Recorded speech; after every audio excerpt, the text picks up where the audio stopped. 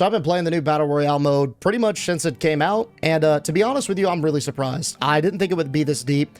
I thought it was just going to be like a one-off thing, like a fun little micro holiday, and that's it. But I'm really surprised. This is actually a ton of fun, and I think it perfectly encompasses an OG Blizzard philosophy of creating a game that's easy to learn, but hard to master. Now, I've already taken a ton of L's in this mode, but I've also had some pretty good finishes, including a few first-place victories. So I wanted to share with you guys 10 things that I've learned about this new Battle Royale game mode that I've been able to use to do a lot better. The first thing, and arguably the most important thing, is where you drop is incredibly important. Your entire game could be made or broken within that initial 5-minute opener. Ideally, you want to pick a spot based on a mix of two factors. Number 1, mob density, and number 2, popularity.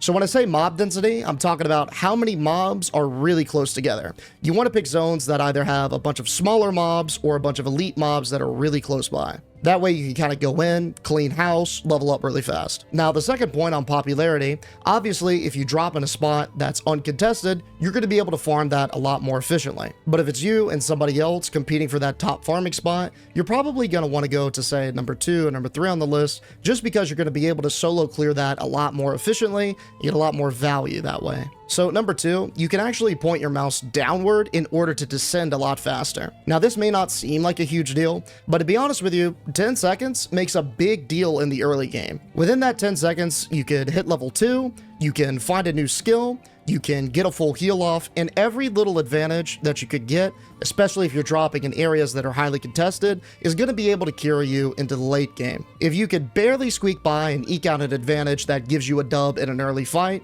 you could use that advantage to then snowball and actually make it to, say, a top 5 finish. Especially when you combine this with my third tip. Landing on enemies actually deals damage to them. This is huge to having a fast start, because what you could do is you could target enemies that would otherwise take you a while to kill, like a big group or a staunch elite, and you could land directly on top of them, one-shot them, get an instant boost of XP, pick up a couple of skills, get a quick level, and then go to fight and eliminate the competition, securing the spot for yourself. I've had some games where I start off by immediately landing on top of a big elite, snagging a quick level, getting a very strong early game ability, and then a quick elimination right after that, and securing a spot for myself, and I've been able to snowball that into some incredible games. My personal favorite spot for this is landing on the elite in the back of Hammerfall, because it's really easy to identify, and then you've got the density of Hammerfall to fall back on afterwards. Number 4, in the early game, you really want to focus on PvEing and farming. Don't take fights unless you can end them really quickly,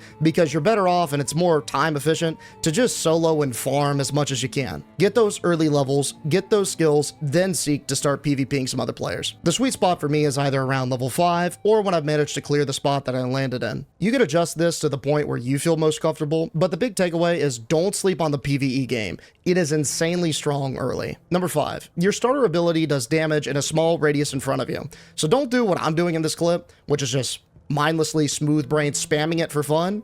Methodically calculate where your enemy is going to be, try and predict it, and then hit them with a hit. Because in the early game especially, every little point of damage matters. That can make or break the entire run for you. Now, I know the temptation to spam something without a cooldown is strong. I get it, dude. I've fallen to it. But again, take a second. Make sure that you're methodically landing these hits, because that's what's going to matter for you. Number 6, the only way that you could heal is via your chug ability, and it's got a pretty long cooldown, so don't be afraid to top yourself off. That way that cooldown starts rolling and it's ready for you to use when you actually need it, especially when it comes to PvE. If you don't see anybody around, even if you're missing like 20 or 30 HP, pop that, because by the time you actually run into some people to PvP, it'll be up and ready for you to use either towards the end of the fight or in the middle of the fight. Definitely do not sit on that cooldown. You always want to start a PvP encounter at full HP if you can do so. Number 7, diversify the abilities that you take. That way you're ready for all types of combat. So what I like to do is take an offensive ability,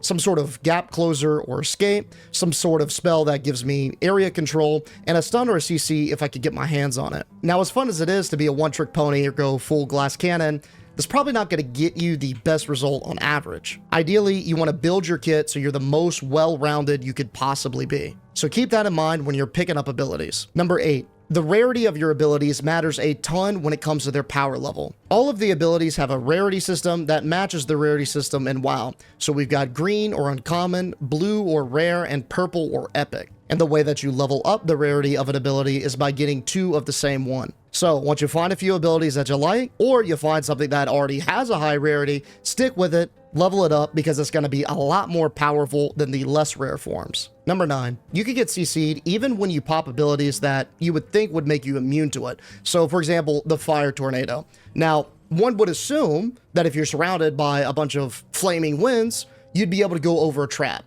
Not the case. So be careful and play with that in mind. This caught me with my pants down a couple of times. Don't let that happen to you. And number 10, everybody gets a double jump.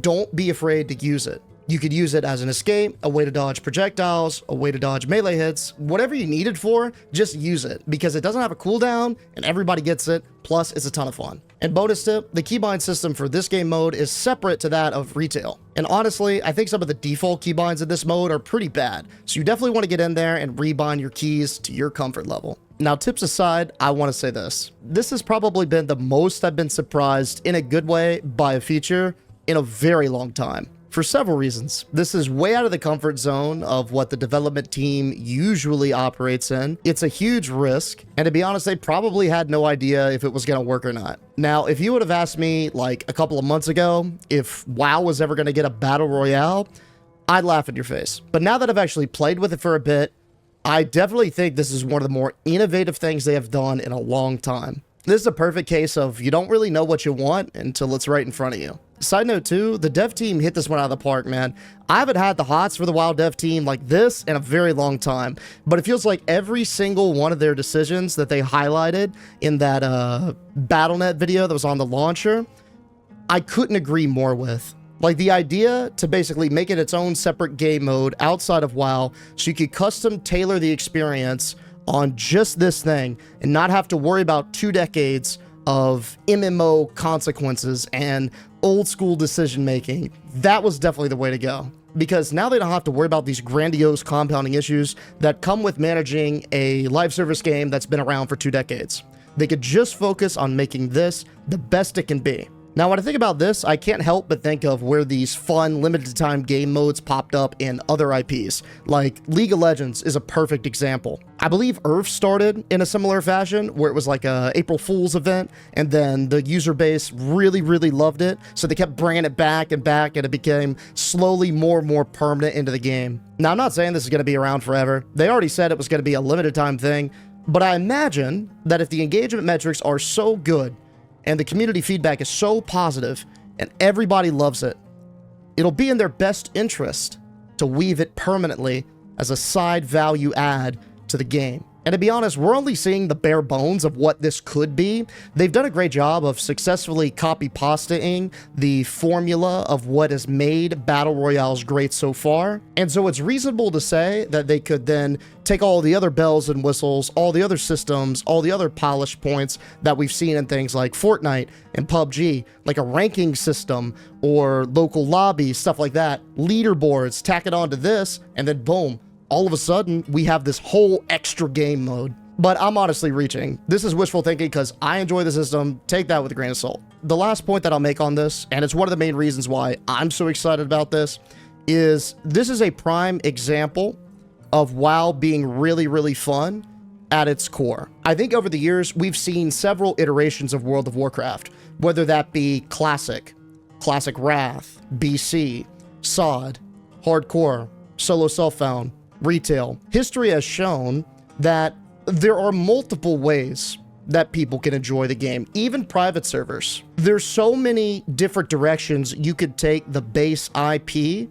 and the end result is an enjoyable experience for a lot of different player types. And for a very, very long time, I wanted the team to realize that it's the base of Warcraft that's so fun.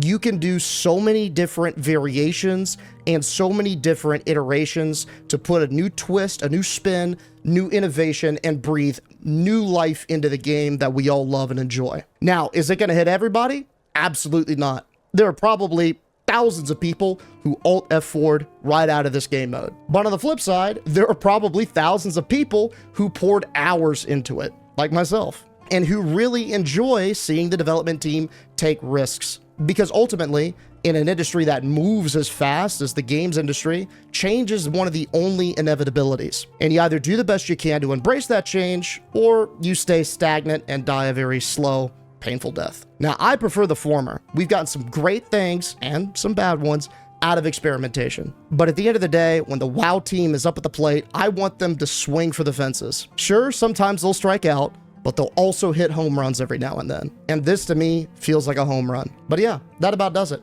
Hopefully you guys are enjoying the event as much as I am, and hopefully you can use some of these tips or learning to place a little bit higher. See you out there.